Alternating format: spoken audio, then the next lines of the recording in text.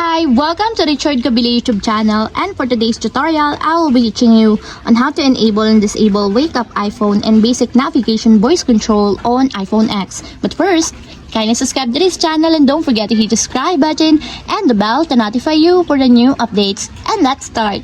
Using your iPhone X from your home screen, first go to Settings. Then in the Settings, scroll down and find the Accessibility and then tap. Then in the accessibility, scroll down again and go to physical and motor section and then tap the voice control. Then in this part in the voice control, go to the section and then tap the customize commands.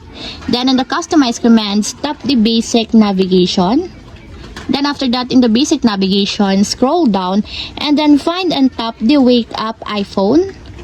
Then in the Wake Up iPhone, as you can see that it is already enabled. But you have to activate also the switch button under the confirmation required to fully enable the Wake Up iPhone in your basic navigations until it becomes green. And if you want to disable or turn off, just tap again the switch button just like this.